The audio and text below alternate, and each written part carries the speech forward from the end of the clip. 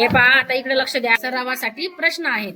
तर पहिला प्रश्न काय म्हणते की आपल्याला choose the word that begins with a different letter, म्हणजे वेगळ्या अक्षराने सुरू होणारा शब्द निवडा. उच्चाराचं तर काय नाही, फक्त आपल्याला वेगळ्या अक्षराने सुरू होणारा म्हणजे लगेच लक्षात येते. हे यल आहे, हे जी, हे यल आणि हे यल, म्हणजे जी हे वेगळ्या ह्याच्यापासून होते म्हणून हे जी बरोबर आहे. त्याच्यानंतरचं काय म्हणते प्रश्न, Which of the given words does not have letter Y in it?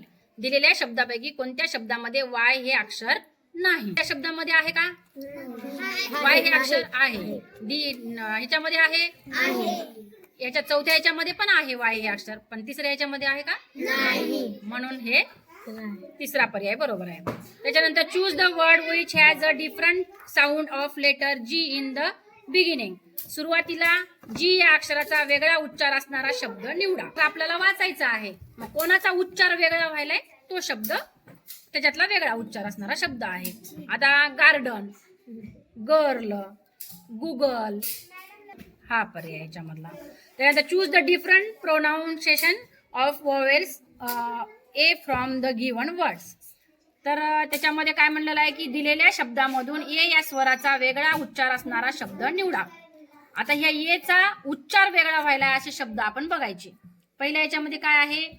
Cake, नंतर मेक, बॅक आणि टेक. थोडा वेगळा कोणता वाटायला उच्चार तुम्हाला?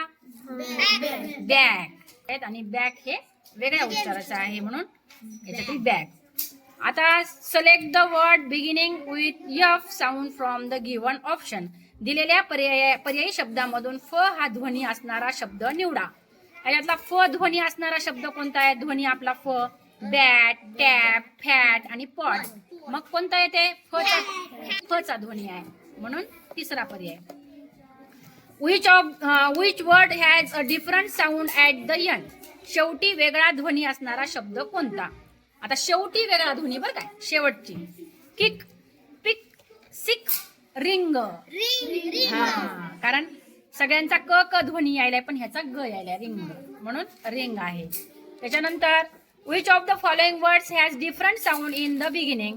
पुढील पैकी कोणत्या शब्दाच्या सुरुवातीचा उच्चार वेगळा आहे? टायगर, द, टॅग आणि टॉप. द हे वेगळा व्हायला लागलाय. त्याच्यानंतर चूज द लेटर विथ प sound from the given option. दिलेल्या अक्षरामधून प ध्वनीचे अक्षर निवडा. प चा ध्वनी जी, क्यू, पी आणि एच. प चा ध्वनी कोण आहे? पी म्हणजे पी म्हणजे प चा ध्वनी आहे. त्यानंतर find the letter for the given picture. Picture कशाचा आहे? रोज. तर रोजचा या ठिकाणी पहिला अक्षर दिलेला आहे. कुठं आहे मग? हा, पहिला आहे R. Which of the words given below does not begin with the sound. पुढील पैकी कोणत्या शब्दाच्या सुरुवातीस द असा उच्चार नाही म्हटले?